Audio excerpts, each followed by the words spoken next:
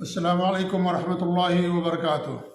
بسم اللہ الرحمن الرحیم، الحمد للہ رب العالمین، الرحمن الرحیم، مالک یوم الدین، واشہد ان لا الہ الا اللہ وحدہ لا شریک لہ، واشہد ان محمدا عبدہ ورسولہ، صلوات اللہ وسلامہ علیہ وعلی آلہ وعلی اصحابہ ومن اہتدی بہدیہ واستنى بسنتہ الی یوم الدین، وبعد۔ اللہ کے فضل و کرم اور اس کی توفیق و احسان سے قیامت کی چھوٹی نشانیاں آپ کے سامنے بیان کی جا رہی ہیں۔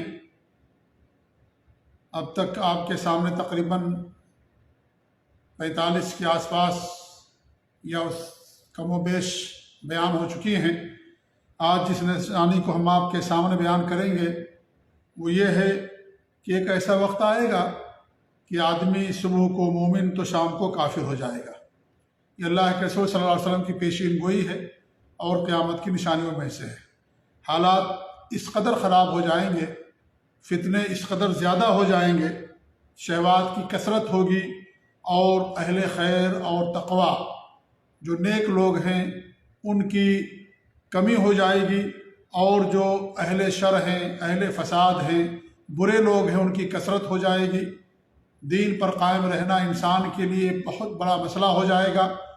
پوری دنیا والے اسلام اور مسلمانوں کے خلاف برسر پیکار ہوں گے، اور اس طریقے سے صورتحال ہو جائے گی کہ انسان دین کو دنیا کے بدلے بیچ دیا کرے گا، اور صبح کو اگر وہ مومن ہے تو شام کو کافر ہو جائے گا، یعنی دین کو چھوڑ دے گا، دین کھلونا بن جائے گا، دین کھلونا بن جائے گا، اپنی خواہشات کے مطابق انسان کرے گا، جہاں اس کو بھلائی سمجھ میں آئے گی وہ انسان کرے گا، دین کو چھوڑ دے گا۔ یہ صورتحال ہو جائے گی، علماء کا خاتمہ ہو جائے گا، جہلا کی کثرت ہو جائے گی، دیندار کم ہو جائیں گے، دنیا دار زیادہ ہوں گے، آخرت کی محبت کم ہو جائے گی، دنیا کی محبت انسان کے دلوں میں بس جائے گی۔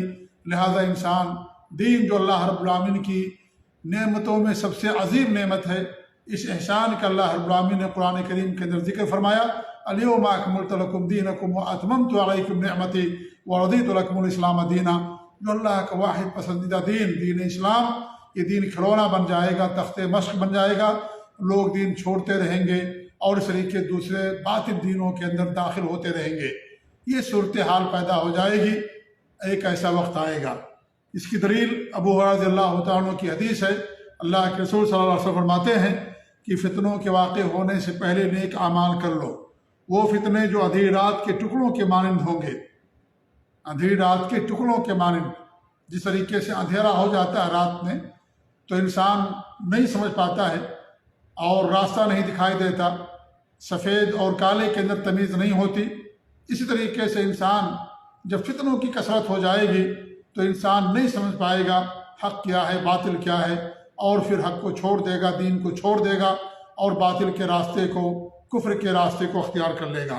پھر آپ فرماتے ہیں کہ ایک آدمی صبح میں مومن تو شام میں کافر ہو جائے گا، شام کے وقت کافر تو صبح کے وقت مومن ہو جائے گا۔ اپنا دین دنیا کے بدلے میں لوگ بیچ ڈالیں گے۔ یہ صحیح بخاری کی روایت ہے۔ تو فتنے آنے سے پہلے انسان نیک اعمال کر لے۔ نیک اعمال ہی انسان کے لیے نجات کا ذریعہ ہے۔ انسان دنیا سے جاتا ہے، اس کے ساتھ عمل جاتا ہے۔ اگر انسان کے پاس نیک اعمال ہیں، انسان کے پاس عقیدہ ہے، نیک اعمال ہیں، تو انسان کے لیے کامیابی ہے۔ اور اگر انسان کے پاس نیک اعمال نہیں ہیں تو انسان کے لیے خسارہ اور اس کے لیے شقاوت ہے۔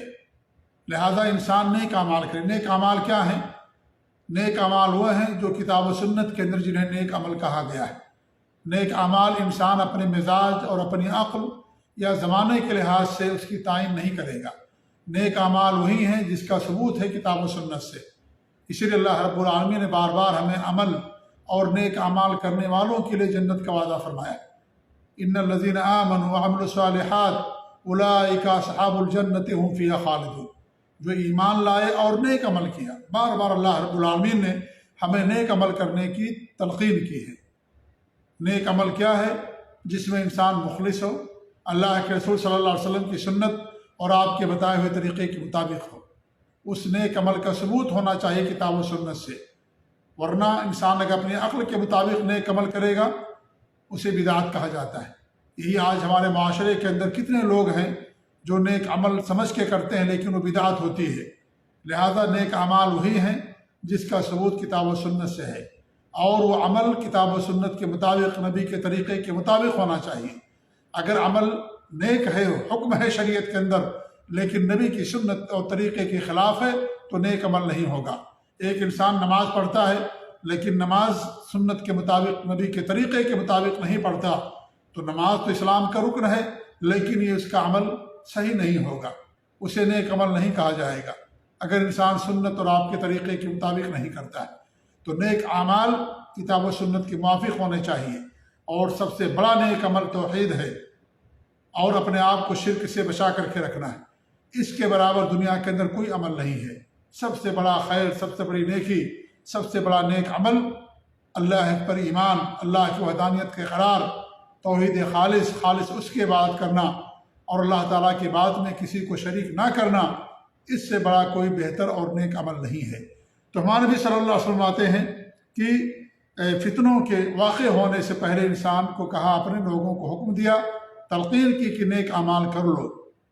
یہی نیک اعمال ہماری نجات کا ذریعہ اور سبب بنیں گے۔ اللہ کی رحمت انہی لوگوں کو شامل ہوگی جو نیک اعمال کریں گے۔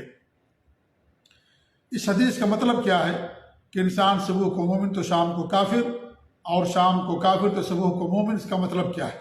اس کا مطلب تو ایک یہ ہو سکتا ہے کہ انسان اپنا دین چھوڑ دے گا، کفر کے راستے کو اختیار کر لے گا، بالکلیہ مسلمان نہیں رہ جائے گا، اور دوسرے دھرم کو قبول کر لے گا، دوسرے دھرم اور دوسرے دین کو قبول کر لے گا۔ ایک معنی تو اس کا یہ ہے، اور اس کا دوسرا معنی یہ بھی ہے، جیسا کہ یہ مشہور تابعی حسن بصری رحمۃ اللہ علیہ فرماتے ہیں کہ اس کا مطلب یہ ہے کہ آدمی صبح میں اپنے بھائی کے خون، عزت اور مال کو حرام سمجھے گا، اور شام کو حلال سمجھے گا، اور ایک آدمی شام کو اپنے بھائی کا خون، اس کی عزت، اس کا مال حرام سمجھے گا لیکن صبح میں حلال سمجھے گا۔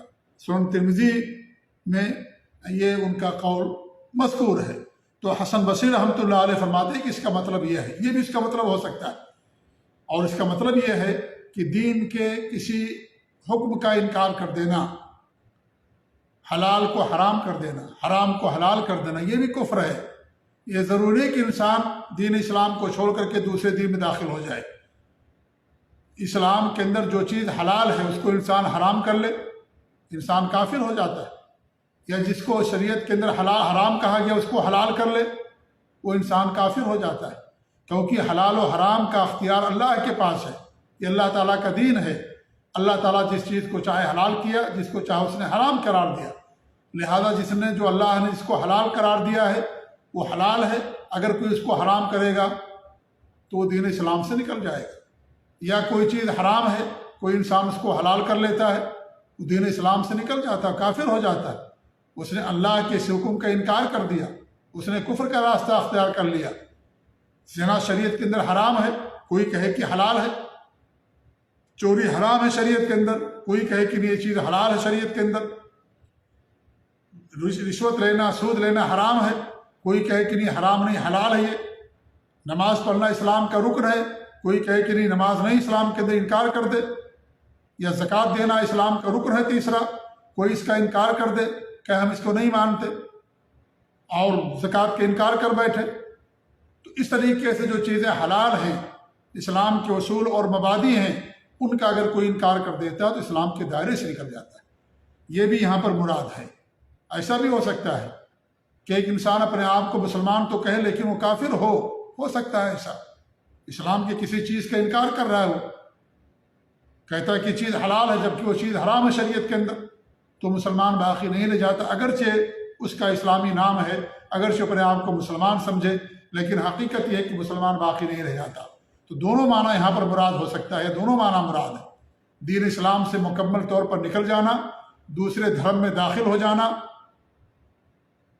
اس دھرم کے اندر داخل ہو جانا، یا یہ کہ انسان اسلام کے کسی اہم رکن کا، اسلام کے کسی اصول کا، کسی اہم حکم کا انکار کر دے، حلال کو حرام کر دے، حرام کو حلال کہہ دے، یہ کیا ہے؟ یہ بھی کفر ہے اور دین اسلام سے نکل جانا ہے۔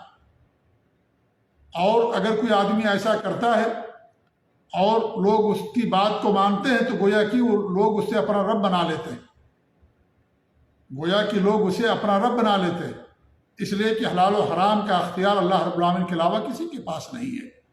کوئی کسی چیز کو حرام اور حلال نہیں کہہ سکتا جب تک کہ اس کے پاس دلیل نہ ہو۔ اگر وہ اپنی طرف سے کہتا ہے تو گویا کہ اپنے آپ کو شارع سمجھتا ہے، اپنے آپ کو گویا کہ سمجھتا ہے کہ مجھے اس بات کا حق دیا گیا ہے کہ میں کسی چیز کو حلال کہوں، کسی چیز کو حرام کہوں۔ تو شریعت کے اندر جو واضح حلال ہیں اور جسے اور جو چیزیں واضح طور پر حرام ہیں، ان کو اگر انسان حرام کو حلال یا حلال کو حرام کر لے تو انسان اسلام کے دائرے سے نکل جاتا ہے۔ تو اس کا اب آپ دیکھیں، انسان کا خون، ایک مسلمان کا خون حرام ہے، اس کی عزت حرام ہے، اس کا مال حرام ہمارے اوپر، ہم اس کو لوٹ نہیں سکتے، اس کی عزت کو نیلام نہیں کر سکتے، اس کے خون کو نہیں بہا سکتے، اسے قتل نہیں کر سکتے، لیکن ایک آدمی اس کو حلال سمجھتا ہے۔ اگر کوئی حلال سمجھ کر کے کرے گا تو کافر ہو جائے گا، لیکن اگر کوئی حلال نہیں سمجھتا ہے اور تعویل ہے اس کے پاس یا شبہات ہیں اس کے پاس اور اس کی بنا پر وہ کرتا ہے تو اس صورت میں وہ اسلام کے دائرے سے نہیں نکلے گا۔ لیکن اگر وہ حلال سمجھتا ہے کہ مسلمان کا خون ہمارے لیے حلال ہے، مسلمان کی عزت ہمارے لیے حلال ہے، یا کسی کا مال ہمارے لیے حلال ہے، گویا کہ اس نے چوری کو، ڈکیتی کو حلال کر دیا، گویا کہ اس نے عزت یعنی جس کا عزت کرنا ضروری ہے اس کو اگر اس کو حرام نہیں سمجھتا تو گویا کہ اس نے زنا کو حلال کر دیا، وہ کہتا گویا زنا حلال ہے۔ یا اس طریقے سے کسی کا خون کہتا قتل کرنا ہمارے لیے حلال ہے، اس کو حلال سمجھ کے کرتا ہے، تو یہ چیز کیا ہے؟ یہ کفر ہے، کیونکہ ایک حرام چیز کو اس نے حلال کر لیا۔ ہاں اگر غلطی سے ہو جائے یا اس کے پاس تعویل ہے یا اس کے پاس اجتہاد ہے یا اور کوئی مسئلہ ہے، ایسی صورت میں اگر کوئی کرتا ہے تو وہ ہر کفر نہیں ہوگا۔ لیکن اگر وہ کہے کہ نہیں مسلمان کا خون حرام نہیں حلال ہے، یا مسلمان کا اصلاح یا لوگوں کا مال ہمارے لیے حلال ہے، اس کو حرام نہ سمجھے، وہ کہ نہیں حرام گرچہ شریعت کے اندر کہا گیا یہ حلال ہمارے لیے، تو پھر یہ گویا کہ اس نے کفر کا راستہ اختیار کر لیا۔ تو یہ معنی بھی یہاں پر مراد ہو سکتا ہے۔ تو میرے بھائیو، معاملہ بہت گمبھیر ہے، معاملہ بہت خطرناک ہے۔ صرف مطلب یہ نہیں ہے کہ انسان دین کو چھوڑ کر کے اور دوسرے دین کو اختیار کر لے، نصرانی بن جائے، یہودی بن جائے، مشرک بن جائے، یا سکھ بن جائے، ہندو دھرم اختیار کر لے، بدھسٹ بن جائے، یا اور کوئی دھرم اختیار کر لے جو دنیا میں دھرم پائے جاتے ہیں۔ صرف یہی مطلب نہیں ہے، بلکہ اس کا مطلب یہ بھی ہے کہ اللہ کی حلال کردہ چیز کو انسان حرام کر دے یا حرام کردہ چیز کو انسان حلال کر لے تو بھی انسان کافر ہو سکتا ہے۔ اس لیے اس کی سنگینی اور خطرناکی کو ہمیں سمجھنے کی ضرورت ہے۔ یہ اللہ تعالیٰ کا دین ہے، ہمارا دین نہیں ہے کہ ہم جو چاہیں اپنے کہیں۔ یہ انسانوں کا بنایا ہوا قانون نہیں ہے، یہ اللہ رب العالمین کا اوپر سے آسمان سے بھیجا ہوا قانون ہے۔ جبریل امین کے ذریعے سے اللہ رب العالمین نے اپنے نبی کو دیا، وہ قانون ہے یہ۔ اس میں ہمیں کسی چیز کے اندر رد و بدل کرنے کا، حلال کو حرام یا حرام کو حلال کہہ دینے کا اختیار کسی کے پاس نہیں ہے۔ اگر یہ کوئی کرتا ہے تو اس کا مطلب یہ گویا کہ اپنے آپ کو رب سمجھتا ہے، یہ سمجھتا ہے کہ میرے پاس اس کا اختیار ہے، لہذا یہ چیز کیا ہے؟ یہ بھی کفر کا راستہ اختیار کرنے والی۔ اگر انسان مجبوری میں کر لے، کبھی کبھی ہوتا ہے انسان مجبوری میں، تو مجبوری میں شریعت نے اس کے لیے حلال قرار دیا ہے۔ میتہ مردار حرام ہے انسان کے لیے، لیکن انسان اپنی جان بچانے کے لیے کھانا اس کے لیے ضروری ہے، اس کے لیے ضروری ہے کھانا یہ، کیونکہ یہ جان اللہ تعالیٰ کی امانت ہے۔ یہ ہم اپنی جان کو تلف نہیں کر سکتے۔ اگر انسان نہیں کھائے گا تو گویا کہ اس نے خودکشی کر لیا ہے اور اپنی جان کو اس نے ہلاک کو برباد کر دیا ہے، جان بوجھ کر کے اس نے ایسا کیا جبکہ شریعت نے اس کو حلال کیا تھا۔ لہذا یہاں پر کھانا اس کے لیے واجب اور ضروری ہے، کیونکہ اس کے پاس مجبوری ہے، تو اس کو ہمیں سمجھنے کی ضرورت ہے۔ تو صبح کو مومن، شام کو کافر، شام کو کافر، صبح کو مومن، دونوں معنی اس کا ہو سکتا ہے کہ انسان کے لیے دین کھلونا بن جائے گا، جب چاہے گا دین اپنے آپ کو مسلمان بند کہے گا، اور جب چاہے گا دوسرے دین کو اختیار کر لے گا، اس دین کو چھوڑ کر کے پھر اس دین کے اندر آ جائے گا، انسان کھلونا بنا لے گا۔ دوسرا معنی یہ بھی ہو سکتا ہے کہ اسلام کے کسی اہم رکن کا، اصول کا، حکم کا انکار کر دینا، حرام کو حلال کہہ دینا، حلال کو حرام کر دینا، یہ بھی انسان کرے گا تو ایسا بھی ہو سکتا ہے، اور اس طریقے سے انسان اس سے بھی کافر ہو جائے گا، جیسا کہ امام حسن بصری مشہور تابعی ہیں رحمۃ اللہ علیہ، انہوں نے یہ قول بیان کیا۔ اللہ رب العالمین ہم سب کو دین پر قائم رکھے، دین کی اہمیت کو سمجھنے کی توفیق دے، اور اللہ رب العالمین ہمیں شکر ادا کرنے کی توفیق دے کہ اللہ رب العالمین نے اتنی عظیم نعمت ہمیں دے رکھی ہے دین اسلام، لہذا ہم اس کی قدر کریں، اس عظیم نعمت کو سمجھیں۔ یہ دنیا کی سب سے عظیم نعمت ہے، کیونکہ ساری چیزیں ختم ہو جائیں گی لیکن انسان کا دین، اس کا عمل اس کے ساتھ رہے گا، اور یہی چیز انسان کو آخرت کے اندر نجات دینے والی۔ اللہ تعالیٰ ہمیں ہر برے اعمال سے بچائے، آمین۔ وصلی اللہ علیہ نبینا محمد وعلی آلہ وصحبہ اجمعین، وجزاکم اللہ خیر، والسلام علیکم ورحمۃ اللہ وبرکاتہ۔